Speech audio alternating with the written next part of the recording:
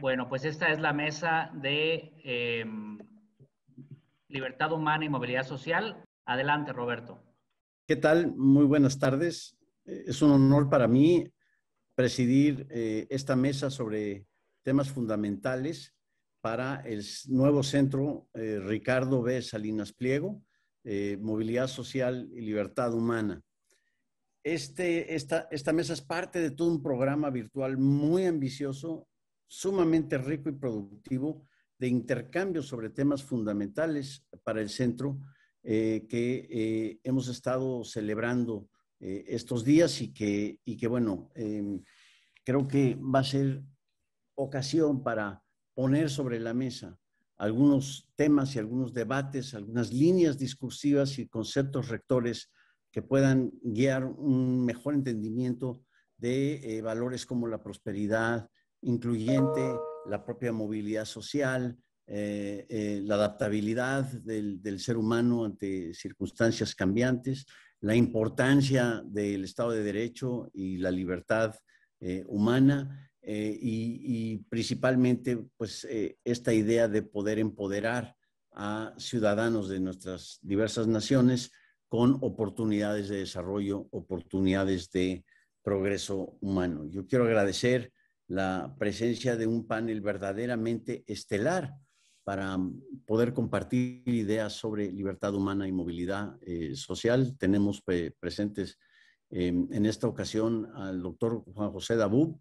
Él es fundador y director de Ditabub Partnerships, una empresa extraordinaria basada en Washington, D.C., que se dedica, entre otras cosas, a la promoción de política pública con mucha imaginación e inteligente. El doctor José Dabub ha sido una figura desde su posición en la época dorada de las reformas estructurales en El Salvador en los 90 con Francisco Flores, como también anteriormente en la formación de un gran proyecto llamado el Instituto de Adaptabilidad Global, que ahora reside en la Universidad de Notre Dame, y nos podrá contar un poco más de su trayectoria en la conversación.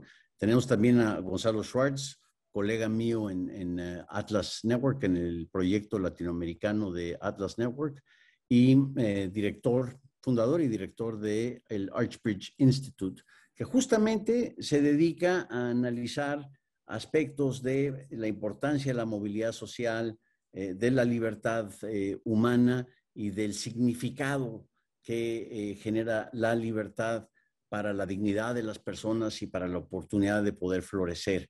Así que yo creo que este ángulo que casi nunca es tratado en estos temas será muy importante desarrollar. Y finalmente tenemos a María Clara Escobar, una gran líder que reside en Colombia. Ella es directora de un instituto muy importante en su país y en toda la región latinoamericana, el Instituto de Ciencia Política Hernán Echavarría, también un socio de la red de Atlas. Así que, pues a los tres, muchísimas gracias por su participación y bienvenidos a este conversatorio. Yo creo que el tema de la movilidad social no ha tenido la importancia en las narrativas alrededor de los obstáculos que enfrentamos hoy en día en América Latina en torno al progreso, la prosperidad, sobre todo en un año después de los confinamientos y los efectos económicos de la pandemia. Creo que es muy oportuno poder retomar, poder recobrar y puntualizar la importancia de la movilidad social para las discusiones que estamos teniendo sobre qué tipo de medidas o qué tipo de políticas públicas debemos llevar a cabo en el proceso de recuperación de nuestros países. Así que en esta época tan atípica de pandemia, ¿por qué es importante hablar de libertad humana y movilidad social? Juan José Dabú, quisiera iniciar contigo, por favor. Muchas gracias, Roberto, y gracias por la invitación. Un buen día a todos los colegas que están en el panel también y los mejores deseos para el centro, que ojalá, estoy seguro, que ayudará en mucho, no solo a México, sino que a otros países que verán a esto como un ejemplo. En el tema que nos tiene este día acá, quisiera iniciar haciendo dos puntos. Uno, y es que por más difícil o compleja o crítica que se sienta la situación actual en la que vivimos, lo cierto es que no es la primera vez ni será la última en la que encontramos una cierta confabulación de factores primordialmente exógenos, negativos o adversos para el desarrollo humano. Hemos tenido guerras mundiales, hemos tenido pandemias en el pasado, hemos tenido en nuestros propios países, como en el caso mío de El Salvador, una invasión armada por los comunistas. Hemos tenido cualquier combinación de crisis financiera, fiscal, de alimentos, de energía, y ahora en la que nos encontramos, pero ha sido precisamente por la innovación y la creatividad del ser humano que hemos sabido superar esos eventos tan críticos y dramáticos que se han presentado a cada una de nuestras generaciones y a veces hasta 2 o 3 veces en una misma generación. La clave es que el individuo esté en libertad para poder ejercer esa creatividad y esa innovación. Y el segundo punto que deseo hacer es que en ese mismo espíritu de la innovación y de la creatividad, cuando el individuo está en libertad, es la movilidad o la facilidad con la que una persona puede avanzar, puede progresar en cualquiera de las variables que uno quiera medir progreso.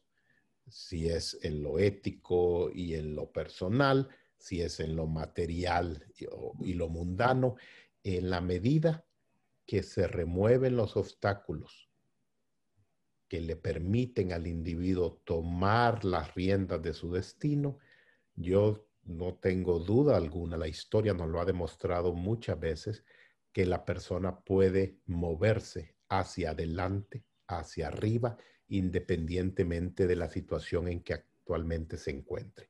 Esos 2 puntos, el factor común es que exista la suficiente libertad para hacerlo. En otras palabras, esto no pudiera suceder en Corea del Norte, esto no pudiera suceder en Venezuela, esto no puede suceder en Cuba.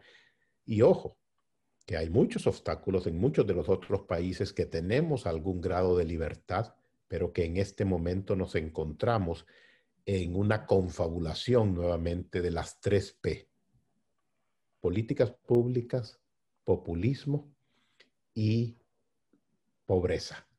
Si esos 3 obstáculos los identificamos bien y podemos, en el buen sentido de la palabra, atacarlos para minimizar su impacto, yo tengo pocas dudas de que los ciudadanos de nuestros países y nuestras sociedades pueden progresar y avanzar. Excelente, gracias Juan José. Pues justamente este énfasis en el denominador común que nos permite atar estas posibilidades de progreso es la libertad humana. Y lo que mencionaste sobre libertad e innovación. Gonzalo, tú has estudiado este tema ya durante varios años.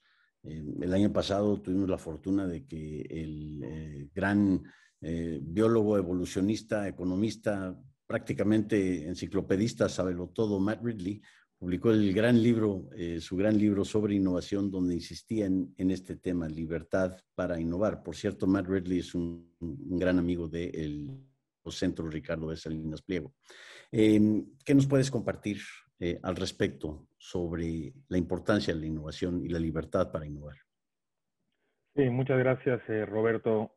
Sí, compartiendo un poco, siguiendo lo que decía Juan José, justamente lo que se ha visto en el mundo es que los países que más tienen la libertad para innovar, que más han innovado, son los países que tienen una mayor movilidad social y una menor desigualdad. En el caso que nos enfrentamos ahora, como justamente mencionaba Juan José, fue la libertad de innovar la que nos está permitiendo salir de esta pandemia, porque ciertamente no cabe, o sea, no hay que olvidarse, ¿no?, que la crisis que pasamos ahora es una crisis sanitaria, una crisis de salud, una crisis que implica algo, digamos, ¿no? En ese campo. No es una crisis económica. La crisis económica fue generada porque no sabíamos cómo enfrentar un virus nuevo. Pero lo que ha ocurrido ahora es con algo casi milagroso que ha sido producir no una, ni dos, ni varias, sino varias vacunas y hasta tratamientos para enfrentar el virus actual, que fue hecho por empresas privadas, en algunos casos con algunos apoyo de gobierno, pero creo que han funcionado más cuando el gobierno se ha querido salir del camino, simplemente ha dejado que estas empresas innoven, que podemos ahora podremos ojalá pronto salir de esta crisis de salud para poder que eso permita reactivar las economías, que la gente pueda volver a la vida normal, ¿no? Entonces, hay la capacidad de innovar en este campo ahora en la biomedicina, que nos ha llevado a, como decía, algo casi milagroso de tener tantas vacunas ya disponibles y justamente lo que está entorpeciendo ahora ese proceso ha sido ya en la implementación de ese proceso de vacunación, que es cuando hemos visto que los gobiernos han estado muy metidos oponiendo hasta demasiadas trabas o no habiendo tomado los pasos pertinentes antes para todavía poder comprar más vacunas y mejorar esos procesos, ¿no? Entonces, por un lado, vemos que la libertad para innovar ha ayudado y por otro lado, vemos como en muchos casos, aunque sea en América Latina por lo menos, los gobiernos han sido un obstáculo más bien para una vacunación más rápida. María Clara, tú en lo personal y en el instituto en Colombia han puntualizado la importancia sobre todo de la libertad económica para lograr una mayor prosperidad incluyente. Y en un país en donde el debate sobre la desigualdad del ingreso está por todos lados, incluso en la antesala de un episodio político el año entrante que se avecina para Colombia, sumamente importante para el futuro de Colombia. ¿Qué experiencia nos puedes compartir sobre el caso colombiano en torno a estos debates? Bueno, muchísimas gracias por esta invitación, Roberto, y un saludo muy especial para mis compañeros de panel el día de hoy.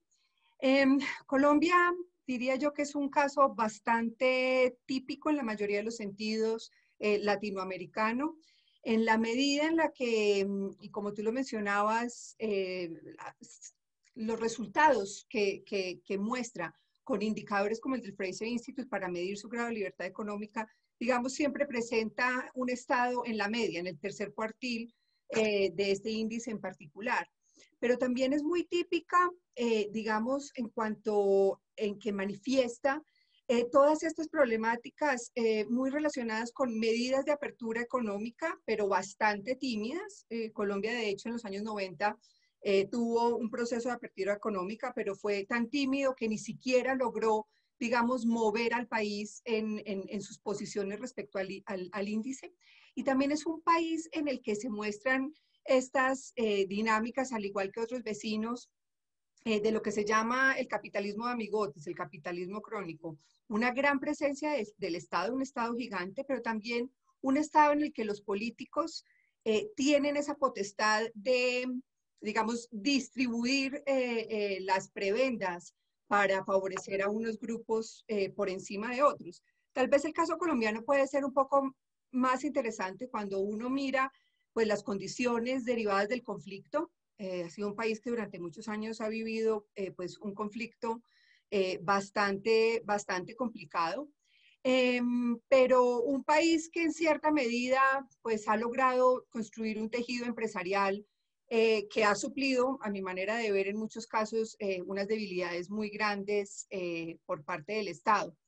Para decirlo muy concretamente y digamos, referirme a ese índice, a los resultados del índice, puedo decir claramente que los principales problemas, digamos, que nos alejan tanto y que muestran unas distancias tan grandes con otros países suramericanos, como lo son Chile y más recientemente Perú, que muestran resultados muy favorables.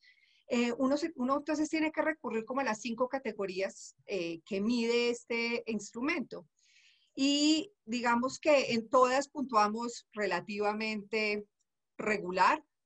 Tal vez en la que peor lo hacemos tiene que ver con el tema del tamaño del gobierno, ya que las decisiones económicas son bastante centralizadas y hay una gran, digamos, por lo anterior que mencioné, digamos, en Colombia no hay un ambiente propicio para la creación de riqueza y la innovación.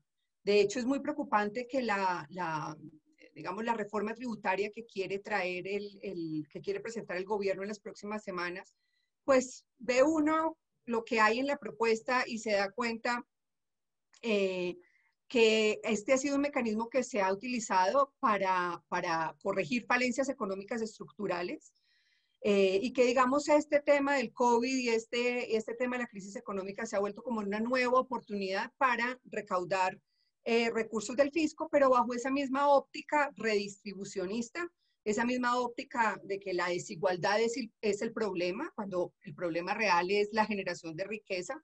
Y pues una reforma que uno ve que pues continúa agravando principalmente las utilidades de las empresas en vez de corregir los temas de evasión, el eventual contrabando y de invertir más bien en tecnología y control del gasto y del despilfarro.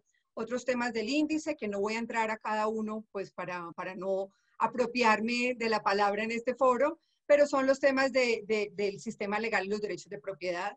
No hay protección de los derechos de propiedad. Las disputas comerciales toman más de 3 años en ser resueltas en el país. Los temas de comercio internacional absolutamente proteccionistas y que favorecen, digamos, como lo dije anteriormente, a ciertos grupos económicos, a ciertos sectores económicos, y hacen que nuestros consumidores, que el consumidor colombiano pague precios altísimos y de mala calidad. Y pues todos los temas regulatorios, que poseemos todos los problemas posibles en términos de un sistema completamente inflexible, con una formalidad del más del 60% y con unos altísimos costos burocráticos. Nos parecería que estás repitiendo el caso de varias otras naciones latinoamericanas, sobre todo en las calificaciones de lo que tiene que ver con Estado de Derecho, orden jurídico, protección de derechos de propiedad, la confiabilidad de los contratos y demás, que es un tema que justamente estaremos abordando en otros conversatorios como parte del lanzamiento del centro, por más que sean relevantes a nuestra conversación. Pero vaya, hay también esta idea, Juan José, recientemente impulsada por la administración de Biden, que para poder favorecer al que menos tiene, necesitamos incrementar las finanzas en las arcas del gobierno, y no tan solo el gobierno estadounidense, sino en general en todo el mundo. Entonces hay todo un apoyo a la idea de un impuesto global a las corporaciones que nos parece contraproducente en la medida en que nos deja sin posibilidad de competencia entre diferentes jurisdicciones y de poder ofrecer una política fiscal que sea más sencilla y que sea obviamente con tasas más bajas y que podamos ver algunos de los éxitos económicos que se han dado en todo el mundo. Tú que has estudiado este aspecto en detalle, ¿qué nos puedes compartir al respecto? Bueno, tal vez en primer lugar, retomando brevemente lo que decía María Clara, las métricas son muy importantes. Al final del día, el desarrollo de nuestros países, las oportunidades que el individuo pueda tener, van a estar altamente ligadas a todos los aspectos que María Clara señalaba. Acceso al conocimiento, a la tecnología, el respeto a la propiedad privada, etcétera, etcétera. Y esto amarra muy bien con la pregunta que tú estás haciendo. La administración actual considera que no debería de haber competencia entre diferentes jurisdicciones, incluyendo en la parte impositiva, y eso es un grave error, porque al final del día las empresas, el mismo individuo con sus recursos, debe de tener la libertad de hacer negocios en los países, en los territorios, en las geografías y con los mecanismos que dentro de la ley están disponibles. Y eso incluye todo el tema del ciberespacio, incluye todo el tema de utilización de tecnología que vuelve más difícil, sobre todo si te pones a pensar en en monedas electrónicas y demás, que ese poder de querer agarrar todo de parte del Estado o querer regular todo de parte del Estado se les va a filtrar de entre las manos, porque es muy difícil intentar eliminar de nuevo la creatividad y la innovación del humano. En otras palabras, ante un reto específico que un Estado en particular coloca, va a haber una solución técnica o económica o tecnológica al respecto. Más bien lo que debería de existir, que es un poco lo que economías más abiertas han mostrado que les genera más éxito, es minimizar la regulación y maximizar la competencia. Y yo sé que muchos en algunos de nuestros países están cansados de escuchar que el mercado funciona mejor que cualquiera de las otras opciones que existen. Y algo que alguien que yo respeto mucho y que ya no está con nosotros, Muso Ayao, una vez me dijo, es mejor el imperfecto mercado que el perfecto burócrata diciéndonos qué hacer. Y yo creo que eso es algo que debemos tener claramente en nuestra mente. En la medida que el Estado crece e interviene más, en esa medida estás coartando o limitando la capacidad del individuo. Y volviendo al tema inicial, entre más creatividad e innovación, más seguras son las soluciones a muchos de los problemas que tenemos hoy en día. Entonces, yo al tema impositivo y habiendo sido ministro de Hacienda, tu servidor, la respuesta es que el mayor amigo para un ministro de Finanzas, para un ministro de Hacienda, es el crecimiento económico. Y el crecimiento económico se da en la medida que las reglas del juego existen, en la medida que el Estado, si bien es cierto, tiene un rol subsidiario para aquellos grupos vulnerables de nuestra sociedad y tiene un rol, de hecho, su único rol que debiera ser proveerle seguridad a los ciudadanos, amerita o se necesita, obviamente, que hayan recursos, pero esos recursos primero se tienen que generar. Mucha gente habla de redistribuir la riqueza. Yo les digo, momentito, antes de redistribuir hay que generarla. Ya generada podemos hablar. Y para que se genere es que volvemos al tema de remover los obstáculos que inhiben o complican la posibilidad de desarrollarnos más. De hecho, bueno, uno de los lemas de Grupo Salinas en general durante muchos años ha sido: donde no hay competencia, hay incompetencia.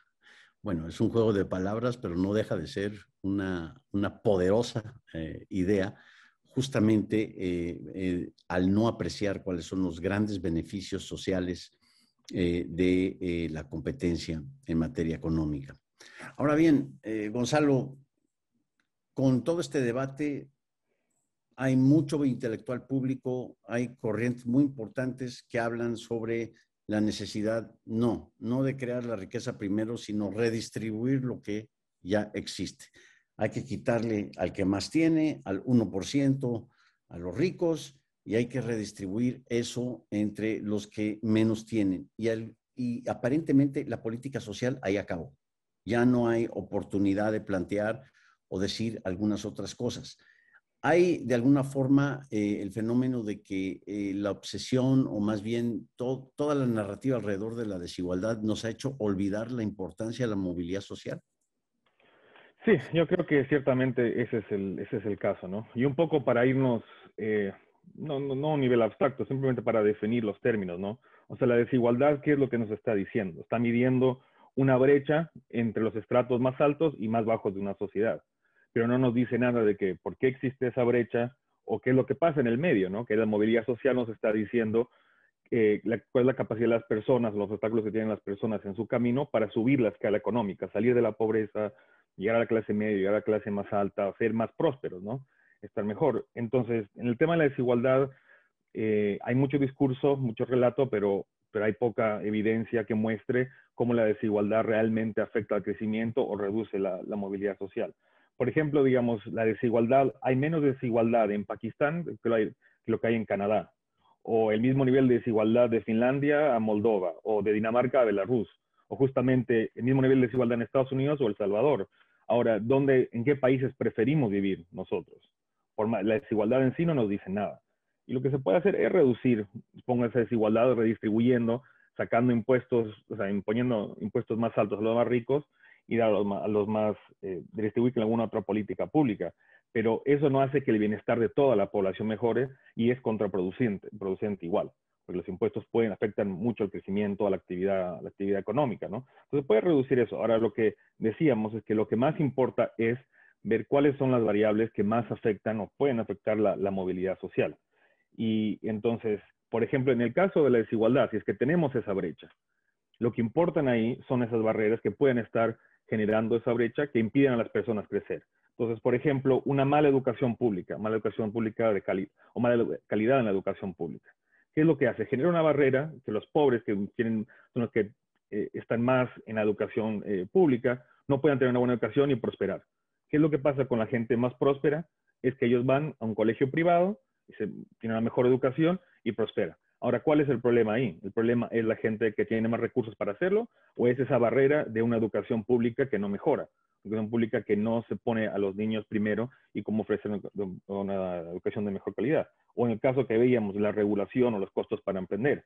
Una persona que tiene más recursos, que quiere abrir un negocio, puede sortear todos los obstáculos, contratar a un tramitador, pagar más impuestos para seguir operando su empresa. Una persona de bajos recursos, que no tiene una educación, que tiene que emprender para prosperar, no puede abrir una empresa por todas las barreras que hay para abrirla y operarla. Entonces, ¿cuál es el problema? ¿La gente que tiene más recursos o la barrera misma de una regulación excesiva? Y entonces, lo que yo creo que no hay que olvidar nunca es que el vehículo, el único, el más importante vehículo para la movilidad social es un trabajo. Y entonces por eso tiene que haber un énfasis muy grande en la generación de empleo en una sociedad. Y por eso la innovación importa, que la innovación va relacionada a más creación de empresas, nuevas industrias, que generan puestos de trabajo y más oportunidades para la gente para subir la escala económica.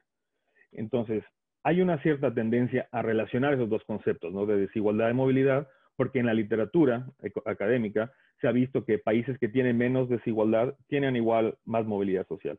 Pero creo que es una correlación que no es que afecta, que una variable causa a la otra, ¿no? Y en el caso de los países que tienen mayor movilidad, menor desigualdad, que son los países escandinavos, Noruega, Finlandia, Suecia y Dinamarca, en esos países es donde encontramos que son los que están muy, muy bien posicionados y mejor posicionados en los índices de Doing Business, de competitividad. Y muy importante, a tu punto que mencionabas antes, son los 4 primeros países en estado de derecho y corrupción. Son donde las instituciones funcionan mejor que en otras partes del mundo. Y eso no está como parte de la conversación. La gente se enfoca solo, no, hay impuestos altos y hay mucha redistribución en estos países y eso es lo que influye. Eso es lo que hace que estos países sean mejores. Pero lo que no se habla es que también esos países también son los que tienen las tasas corporativas, o tasas de impuestos corporativas más bajas también. Entonces, varían entre 18 y 22% más o menos la tasa de las empresas. En Estados Unidos, hace unos años era 35% esa tasa impositiva de las empresas. Bajó con Trump, me parece, hasta el 22%, ya está volviendo con la reforma tributaria aquí en Estados Unidos, volviendo a subir a 28%. Pero ¿cuál es el problema ahí? Es que, como muestran estos países donde hay más oportunidades, es que hay que estar abierto a la iniciativa privada, a la generación de empleo, porque eso va a conllevar a que la gente tenga más oportunidades, ¿no? Entonces, esos son los factores que se pierden de vista. Se agarra un aspecto de estos países exitosos sin mirar una figura completa y esos mismos países también están más abiertos a la apertura, o sea, tienen más apertura comercial, más abiertos al comercio, tienen menores tasas de inflación, mejor manejo público de las finanzas, o sea, estabilidad macroeconómica, que es lo que no hemos visto en nuestra región, bueno, que hemos visto tal vez últimamente, pero que no ha sido históricamente algo importante en la región o que hemos sorteado muchos problemas con eso. Entonces, para mí, esos conceptos no son los mismos, por más que se haya intentado hacer eso en el tema académico, correlacionarlos mucho. La movilidad social es la política pública en la que más uno tiene que enfocarse. Y no sé si 2 segundos más te doy otro dato, que hicimos una encuesta con Archbridge hace unos años y preguntamos a por lo menos 1,000 personas en 60 países alrededor del mundo qué política pública ellos pensaban que era mejor para su país. Hay que enfocarse en políticas públicas que reduzcan la desigualdad o que aseguren oportunidades justas para que todo el mundo pueda subir la escala económica. Solo 58 de 60 países dijeron que es más importante asegurar oportunidades, o sea, que haya más movilidad social. Solo 2 países dijeron que era más importante reducir la brecha. Uno era Suecia, que tal vez culturalmente está más enfocado en el concepto de igualdad y quieren ciertamente enfocarse en eso. Y el otro era Brasil, que en su momento, esto era hace unos 4 años, creo que cuando habían muchos temas de corrupción prevalecentes en el país, creo que la gente, o sea, no hicimos como un follow-up, un análisis a detalle de que por qué respondían eso las personas, pero yo lo que deduzco es que, dados esos altos índices de corrupción y falta de Estado de Derecho, yo creo que la gente cuando asocia esa falta de Estado de Derecho con la falta de movilidad o con una desigualdad más grande, es que ahí tenemos un problema. Pero ahí, como decías antes, el problema es el Estado de Derecho y la corrupción, no es más que nada la generación de empleo por el sector privado, que es la mejor manera, creo que, de que las personas tengan más oportunidades de subir en la escala económica. Ciertamente, muchas gracias. Y María Clara, tú mencionabas anteriormente el tema del capitalismo de amigos o de cuates, le decimos aquí en México, el crony capitalism, ¿no? Me hace retomar un maravilloso libro del ex gobernador del Banco de la India, Raghu Rajan, con Luigi Zingales, salvar al capitalismo de los capitalistas. No quiero entrar a una discusión del término sobre capitalismo y capitalistas, pero ciertamente me pregunto cuánta de la desigualdad que hoy nos causa tanta indignación en América Latina es producto de este arreglo patrimonialista entre lo que Octavio Paz llamó el logro filantrópico y aquel grupo de privilegiados que pueden beneficiarse de la forma en que la ley se está interpretando o se está aplicando. Colombia es un caso importante, un referente importante, también lo es México, varios otros países en América Latina, pero me pregunto si parte del tema tiene que ser también encontrar formas creativas, encontrar soluciones de política pública que minimicen esta corrupción y estos patrimonialismos. Sí, yo creo que en Colombia y en la gran mayoría de países de nuestra región, lo que ha hecho este fenómeno, digamos, de esa discrecionalidad en la toma de decisiones por parte de políticos y funcionarios, de decir cómo deben ser distribuidos los recursos y cómo cazan rentas, que es además lo más triste y preocupante. Yo creo que ha logrado respaldar y darle mucha fuerza a esos discursos populistas que dicen que el capitalismo no funciona. Es decir, atacar al modelo con base en las evidencias de lo que sucede en sus países, sin ningún sustento. Digamos, no significa que el modelo haya fracasado, significa que no lo sabemos implementar, significa que en nuestros países no está correctamente implementado. Yo ahí quisiera, si me permites, hablar un poco sobre cómo precisamente ese tipo de discursos populistas están teniendo una gran oportunidad hoy en día con esta crisis digamos, de la pandemia, del COVID. Lo que uno ve es que ya desde hace mucho tiempo había, digamos, unas narrativas a nivel mundial que, digamos, pregonaban por mayor intervención de los estados, por unos liderazgos de corte populista, de una necesidad de restringir las libertades, precisamente para poder solucionar estos temas de la desigualdad. Todas estas narrativas de que el mundo está mal, de que el capitalismo está en crisis, y pues fueron narrativas o son narrativas que se han posicionado además en espacios regionales transnacionales, en organismos internacionales, que se han convertido en un fenómeno mundial. Y esta pandemia es precisamente la excusa que además se necesitaba para decir desde ciertos sectores que la manera de corregir todos estos males a los que me he referido anteriormente, pues es la mayor intervención estatal. Pero en ningún momento a nadie se le ocurre hablar de las, digamos, de esa cara oscura de este tipo de medidas. Nadie está hablando de que eso implica un mayor autoritarismo, de que eso, digamos, implica mayores violaciones a las libertades civiles y económicas, mucho más gasto público. Hay además algunas, por ejemplo, acá en la ciudad de Medellín, que lastimosamente en Colombia, hoy en día las tres principales ciudades del país están, digamos, gobernadas por la izquierda, por líderes bastante populistas, y uno ve cómo cada vez más hay, digamos, estas medidas que buscan utilizar la tecnología para controlar a los individuos, tipo como lo hace China. En la ciudad de Medellín, por ejemplo, el COVID fue una excusa para que el alcalde hiciera, digamos, construyera una gran base de datos con información privada de los ciudadanos. Entonces, estos nuevos llamados a controlar a la población se justifican en este tema de redistribución de la riqueza, en corrección de estas desigualdades que son culpa del capitalismo, y dicen que es que el modelo, digamos, no tiene las herramientas para afrontar situaciones tan complicadas como esta. Yo creo que nosotros debemos, digamos, quienes creemos en el liberalismo, debemos hablar abiertamente y sin miedo y sin corrección política sobre los temas de movilidad social y desigualdad. O sea, la desigualdad es un estado natural en la que algunas personas van saliendo adelante más rápido que otros, precisamente porque hay libertad para hacerlo, y en la medida en que no dependan del Estado, el mérito y la oportunidad es muy importante. Todos estos discursos que hablan de la solidaridad pueden tener buenas intenciones, pero es que una solidaridad administrada por el Estado para igualar a los ciudadanos, pues le cuesta mucho a la sociedad.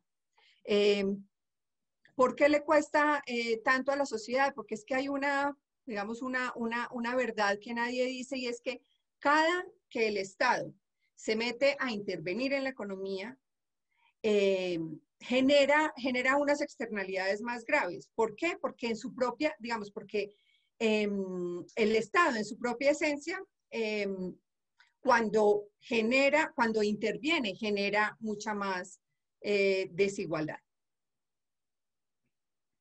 José, uno de los temas que también, junto con este debate de desigualdad que se ha dado, ha sido el de los flujos migratorios. Vemos cómo la crisis en Venezuela, 6 millones de venezolanos, ya se me olvida cuál es la cifra, pero cuántos al minuto están saliendo de Venezuela cuando tienes niveles de pobreza de casi el 95% de la población, y después de la pandemia vemos otros casos similares, pero esto ha ocasionado, no tan solo en la frontera de Río Grande con Estados Unidos, digamos, enfrentamientos o debates sumamente viscerales y espinosos, ¿no? Y tenemos todo el tema de los centroamericanos en búsqueda, pues, de alguna oportunidad de mayor movilidad social, de mayor libertad humana, porque no la encuentran en sus propios países. Tú estás encabezando una gran iniciativa hoy en día en América Latina que incluso, pues, se ha recogido por los principales medios y se ha comentado por los principales medios periodísticos en el mundo. Un artículo recientemente en The Wall Street Journal sobre esta iniciativa. Me encantaría que la compartieras con nosotros, porque me parece que este es un buen ejemplo de la forma en que tenemos que estar pensando cómo atacar los problemas que tenemos enfrente de nosotros. Muchas gracias, y aquí es muy importante comenzar diciendo, retomando lo que también decía María Clara, y es que cada uno de nosotros hemos recibido diferentes talentos y nos compete a cada uno multiplicarlos de la mejor manera posible. Y siempre y cuando estemos en libertad, vamos a poder avanzar tanto como queramos hacerlo, lo cual me sirve de preámbulo para hablar un poco de Huge. Huge son las iniciales de Honduras, USA, Guatemala y El Salvador. Este es un esfuerzo liderado por emprendedores de los 4 países, de Honduras, Guatemala, El Salvador y los Estados Unidos, para intentar proveer una alternativa, una opción para que nuestros ciudadanos realicen el sueño americano en sus países. Y eso tiene que ver, obviamente, con todo lo que hemos venido hablando de seguridad, de menos burocracia, de respeto al Estado de Derecho, etcétera, pero también tiene que ver con realizar las inversiones adecuadas en infraestructura, en tecnología y capitalizar en algo que es coyuntural en esta tensión entre Estados Unidos y China y lo que COVID nos mostró sobre la necesidad de estar más cercano a los mercados. En ese sentido, se presenta una oportunidad para los países del Triángulo Norte que con esta idea que estamos creando, eventualmente quisiéramos llevarlo, ofrecerlo, que lo adopten en otros conjuntos de países en otras regiones también. En el caso particular de los 4 países que acabo de mencionar, el esfuerzo consiste en, por un lado, avanzar, motivar a que se den los cambios en políticas públicas necesarias para evitar precisamente lo que se estaba diciendo antes, que es el capitalismo o el mercantilismo, porque lo que sucede es que entre más grande es el Estado, entre más regula, entre más interviene, aquellos que están en una posición privilegiada, las élites, sea los liderazgos sindicales, o sea, los liderazgos empresariales u otros, que le temen también a la competencia, lo que terminan haciendo es capturando a estas instituciones que regulan, ya sean porque tienen mejores abogados o tienen mayor acceso, y al final del día queda un sándwich en donde los que están tratando de movilizarse de abajo hacia en medio y de en medio hacia arriba,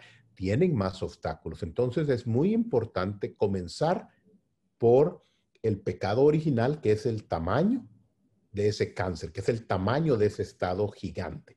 Pues nuestra iniciativa tiene 2 pilares. Uno, el intentar remover esos obstáculos a través de mejores políticas públicas, a través de incidir. Y la forma en que lo queremos lograr es teniendo un adulto en el salón, sentado en la mesa. Porque si solo dejamos que nuestros países se traten de poner de acuerdo, es muy difícil, especialmente porque generalmente entre los políticos de los 4 países hay divergencia de opinión, o en lo que uno está entrando al gobierno, el otro está saliendo.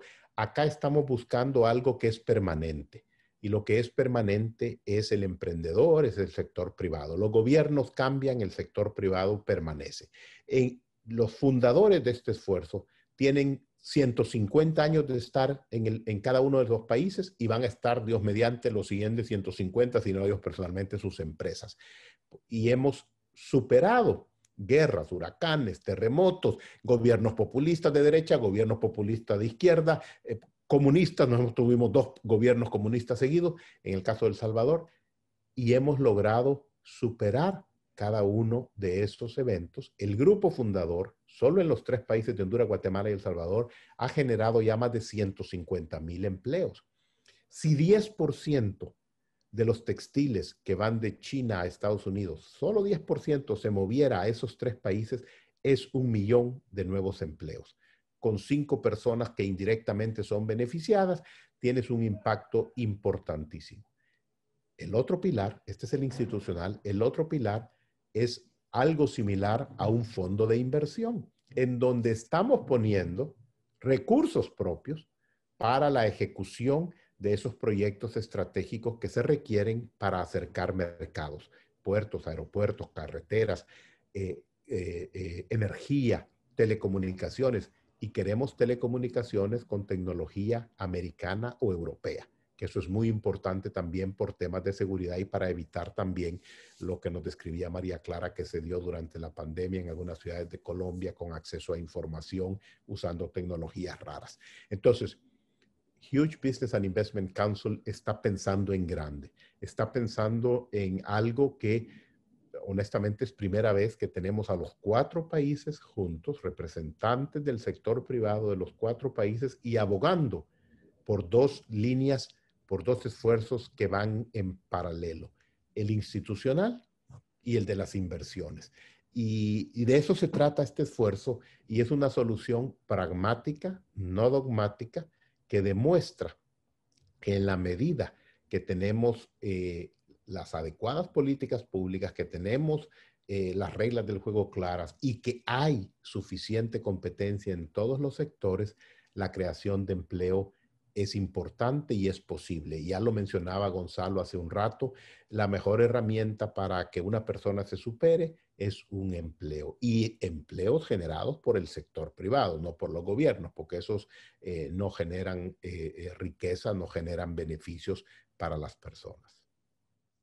Sí, realmente lo que estarían haciendo es transferir de una bolsa a la otra, ¿no? Quito allá para dar acá, que en el caso de una política subsidiaria o de alguna política de protección social, hay el debate sobre la necesidad de ese tipo de instrumentos que consideramos pueden ser muy importantes incluso para el propio éxito de iniciativas como las que estás comentando, Juan José. Pero esto de pensar en grande, verdaderamente, ¿no sentimos que como que no, en nuestros países no nos atrevemos a pensar en grande?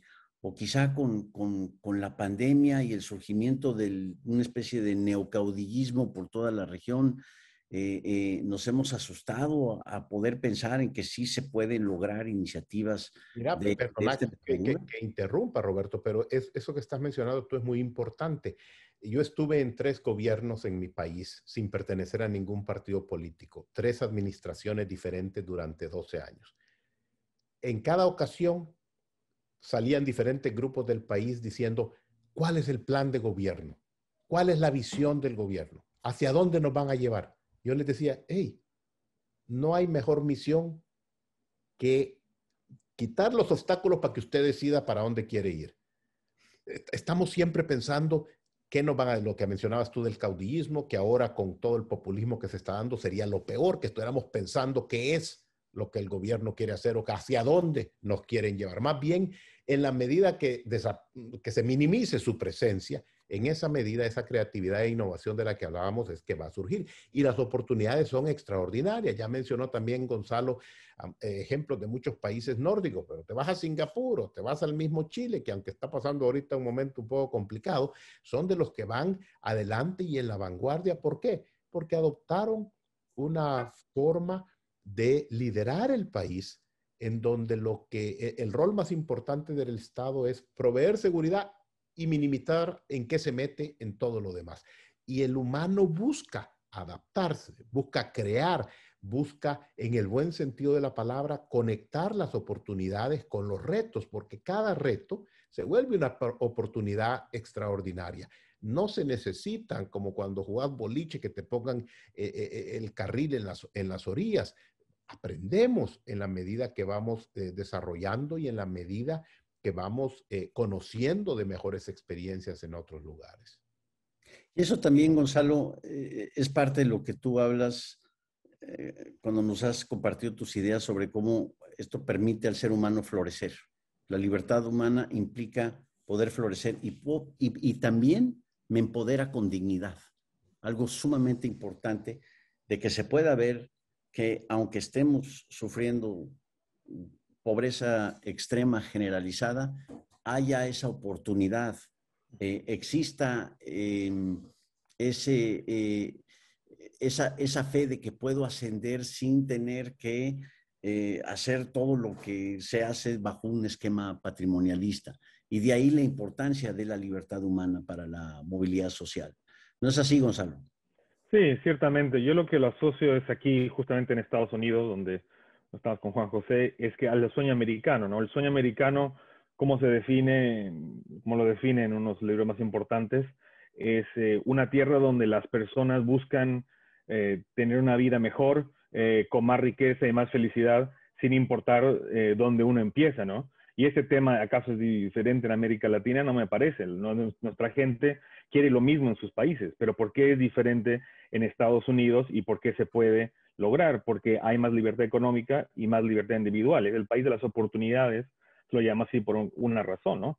Entonces nosotros podemos florecer aquí, por lo menos en un montón de diferentes profesiones o cosas, porque el mercado es por ese sentido más amplio, ¿no? Y entonces, por ejemplo, yo a mis hijos aquí, que mi hijo cuando, bueno, tiene todavía 9 años, pero cuando tenía 6, 7, que le gustaban mucho estudiar sobre dinosaurios, ecología, yo no podía decir que se puede dedicar a un campo así en nuestra región. Es un ejemplo muy, muy chico y sobre algo diferente, ¿no? Pero digo, si él quiere ser aquí, estudiar ese campo, puede hacerlo porque hay la oportunidad, hay un mercado hasta para eso, ¿no? O cualquier persona que quiera perseguir cualquier profesión, aquí hay un sinnúmero de profesiones más amplios, ¿no? Como decía Adam Smith, que la división del trabajo se define por qué tan grande es el mercado, ¿no? Por the extent of the market. Entonces, si el mercado es más grande y provee diferentes oportunidades de empleo porque hay más industrias, la gente puede florecer porque puede buscar algo que le importe más para sí misma, más allá del aspecto de que si genera más ingreso para sí misma o no, sino que tiene un abanico de oportunidad más grande, ¿no? Entonces, eso justamente va de la mano con la libertad individual y con la libertad de emprender y la libertad para generar y crear riqueza, ¿no? Y como justamente decía Juan José, eso es lo que la gente puede hacer, puede lograr cuando se la deja hacerlo, ¿no? Cuando se sale el gobierno del medio o cuando se salen otros intereses especiales del medio, ¿no? Las personas podemos lograrlo, podemos progresar, podemos llegar a nuestro potencial sin tener barreras impuestas artificialmente por gobierno, ¿no? O políticas públicas. María Clara, desde tu perspectiva, ¿qué futuro le ves a las ideas de la libertad humana en la región? Vimos la implosión en Chile, que curiosamente es el país con menores desigualdades de ingreso en toda la región, y fue realmente lo que detonó toda la crisis mediática que han sufrido desde octubre del 2019. Sin embargo, vemos casos como el de Uruguay, que parece estar planteando una alternativa sumamente interesante con el presidente Lacalle Pou. Ahora surge Guillermo Lasso en Ecuador como una promesa creíble, pero también en Perú nos comentan, hay prácticamente el equivalente a un maoísta conservador, si se pudiese hablar de algo tan extraño como eso, como un posible presidente. En Colombia enfrentan ustedes un reto significativo de cara al futuro. Una de las cosas que ha sido importantísima para nuestra región es que varios países han abrazado el libre comercio. Colombia fue un caso fundamental y hemos visto cómo se ha transformado en logística, en la competencia económica de importaciones, también la posibilidad de exportar mucho más a pesar del proteccionismo reinante. En Centroamérica hemos visto también cómo el libre comercio con Estados Unidos, a pesar de todo lo que se pueda criticar, el famoso CAFTA, Juan José, aún así ha sido un instrumento para impulsar una mayor movilidad social. ¿Y qué decir de México, donde prácticamente la gran tragedia ha sido que aquellos estados que se quedaron rezagados con el Tratado de Libre Comercio en Estados Unidos, ahora el nuevo TEMEC, son estados que, digamos, han tendido más hacia el tercer, cuarto y quinto mundo, mientras que otros como Aguascalientes, Nuevo León, Sonora y varios otros, Durango, se han convertido prácticamente en ejemplos de lo que podría ser un segundo mundo. Y vaya, hay este efecto de que al comerciar globalmente, pues tengo yo que de alguna forma obedecer reglas del juego que son globales también. ¿Hay alguna esperanza en esto para Colombia, para nuestros países, María Clara? Bueno, esta pregunta está muy difícil de responder. ¿En qué sentido? Y es, por supuesto que nosotros nosotros especialmente desde el ICP, desde un instituto que está dedicado por completo a la defensa de las libertades civiles, económicas, pues lo más sensato es decir que somos, digamos, optimistas con que Colombia y el resto de los países de la región va a lograr adoptar estas ideas y, digamos, sobrepasar esa brecha en el desarrollo que precisamente se ha dado por todos los temas que hemos tratado hoy. Pero tengo que decir que no soy tan optimista a la hora de la verdad, no solamente, digamos, por lo que ha venido sucediendo en países como Chile y también en Colombia, donde todo este desorden social y estas, digamos, dinámicas, en nuestro caso, promovidas desde una izquierda bastante dañina y una amenaza como la de Gustavo Petro, digamos que es difícil ser tan optimista cuando uno ve las dinámicas, no solamente del comercio global, sino de la manera en la que las revoluciones industriales permiten que los países se monten como en estas olas, como lo veo yo, de desarrollo. Yo veo el desarrollo como digamos, como un tren. Estamos a puertas de la cuarta revolución industrial, si es que aún no hemos entrado en ella, y nuestros países han visto pasar por el frente ya las 3 anteriores sin entender y sin comprender que con ciertos cambios, digamos que hay que tener ciertos cambios estructurales para poder aprovechar esas oportunidades. Yo veo que nuestra región en general está muy dormida con comprender que este es el momento para de pronto lograr montarnos en la cuarta revolución industrial, que es además un momento fundamental porque es esa revolución que está basada sobre todo en innovaciones digitales, que cuando uno ve lo que era antes, por ejemplo, anteriormente montar una planta para producir carros, digamos que eso en términos de recursos, en términos de cada uno de los factores de producción era bastante complicado, digamos, no solo de adquirir, sino de reunir. Pero hoy en día uno ve casos de emprendedores. Yo lo que siento es que los emprendedores en nuestros países entienden que existen esas oportunidades, pero realmente los estados no los dejan progresar por tanta regulación. Entonces yo creo que hoy en día es mucho menos costoso montar un negocio, hoy en día es mucho menos costoso, digamos, innovar, pero nuestros países siguen sin ver que son estas estructuras las que no les permite a la gente desarrollar su proyecto de vida. No se dan cuenta que hay una cantidad de innovadores y de ideas, sobre todo, que se quedan ahí, que intentan y llegan a un momento en el que hay tantas trabas que más bien claudican en sus esfuerzos.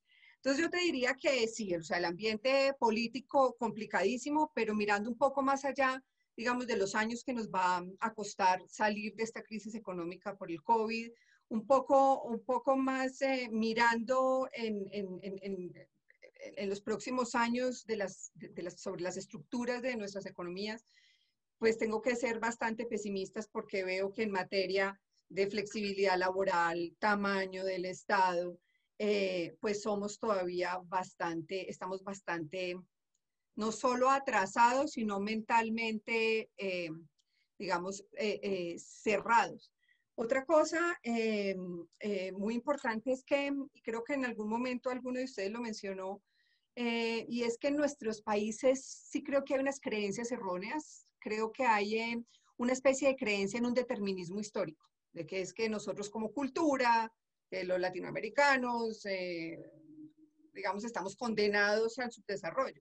Y eso también es una narrativa y una creencia que hay que desmontar. Países con economías aún inferiores, digamos, digamos menos desarrolladas que las nuestras, hace solo 20 años, lograron disparar sus indicadores de ingreso per cápita, sus indicadores de movilidad social, por supuesto, y de bienestar a, digamos, estadios más propios de lo que se llama el primer mundo. Yo creo que es que lo que los países subdesarrollados o los países menos desarrollados, estos países son aquellos que en realidad no han aceptado esa fórmula. Es decir, que siguen pensando que la vía es una que hay que ir improvisando en el camino cuando la fórmula ya está completamente, digamos, inventada.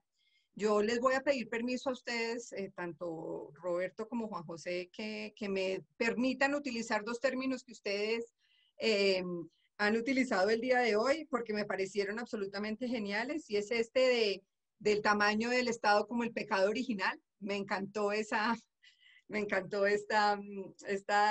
digamos, descripción de esta problemática. Y también, Roberto, te voy a pedir que me dejes usar este tema o esta frase con respecto a que la falta de competencia genera incompetencia. Creo que resumen sumamente bien los temas que hemos hablado el día de hoy y espero me permitan poder utilizarlos en próximas intervenciones.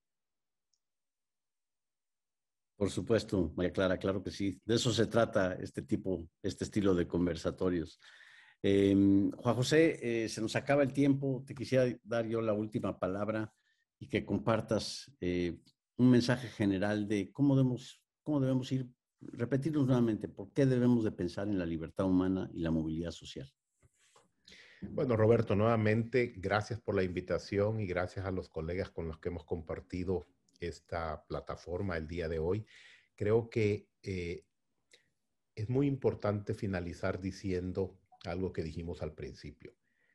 Por más complicado, crítico o triste que se pueda ver el escenario de algunos de nuestros países o de todos nuestros países, lo cierto es que hay experiencias, incluso de nuestros mismos países, que demuestran que es posible salir adelante y hacerlo de manera sostenible en el tiempo. Toma una generación más o menos el poder consolidar un cambio importante y pasar al siguiente estado, movilizarse hacia el siguiente nivel de desarrollo de nuestros países. Y el humano, independientemente de si está en Colombia, en El Salvador, en Malawi o en Mozambique, tiene la capacidad de salir adelante. He hecho excepciones en el caso de los países totalitarios en donde ahí no puede el individuo progresar, pero en todos los demás siempre hay una oportunidad, una ruptura en el sistema que permite salir adelante. Obviamente, como también Gonzalo lo señalaba, en aquellos países que tienen hoy día mayor apertura económica, mayor estabilidad política, pues es un poco más fácil o son menos los obstáculos para salir adelante. Pero no hay limitación cultural o de otra índole más que la impuesta por los mismos hombres, por los mismos humanos. Y a eso hay que concentrar energías para remover o para eliminar. Nosotros tuvimos la oportunidad de hacerlo entre el año 92, que firmamos un acuerdo de paz, y el año 2004, El Salvador pasó de ser un país en desgracia a un país con grado de inversión. Y lo obtuvimos en un tiempo relativamente corto, segundo solo después de Chile. Y en el año 2000 y 2001, en el indicador de libertad económica que hace el Heritage Foundation con el Wall Street Journal, El Salvador le ganó a Chile. Llegamos a ser el número 13 en el mundo, le ganamos a Alemania, a Francia, a muchos países desarrollados. Un país que había sido destruido por la invasión armada de los comunistas. Lamentablemente después tuvimos los políticos equivocados y todo se vino otra vez para abajo, que muestra un tanto también ese famoso péndulo de nuestros países. Pero al final del día, en la medida que aprendamos esas lecciones, ese péndulo va a ir siendo mucho menor y vamos a ir avanzando más hacia adelante. Iniciativas como las que lidera Gonzalo, como las que lidera María Clara, como la que lideras tú, Roberto, en diferentes esfuerzos, son una forma de poner ideas pragmáticas para aprender de ellas y poder continuar avanzando. Y yo tengo mucha confianza de que en la medida que eso se dé, nuestros países van a ir avanzando. Claramente, y yo creo que ese énfasis en el pragmatismo es sumamente importante, con los pies en la tierra, siempre con los pies en la tierra y no con caer en la falacia del astronauta intelectual que puede preconcebir y predeterminar la solución a todos los problemas. Pues yo agradezco a todos ustedes la participación en este conversatorio. El Centro Ricardo B. Salinas Pliego también cree en el famoso lema hablando se entiende la gente, y justamente es conversando en una forma civilizada, en una forma en donde podemos incluso aprender y a respetar el disentir. Es algo que falta hoy en nuestras sociedades tan polarizadas, en donde vemos que el debate se ha degenerado a simplemente una serie de insultos de una parte e insultos de otra parte. Queremos romper esa dinámica, esa inercia negativa, precisamente con conversatorios de esta naturaleza, con temas que consideramos fundamentales. No es la última palabra, es solo la primera palabra, pero eso nos dará pie para poder seguir celebrando este tipo de conversaciones en el futuro. Así que nuevamente a todos ustedes, muchísimas gracias. Muchas gracias, Roberto. Muchas gracias, Gonzalo, muchas gracias. A José, un gracias gusto. a ustedes.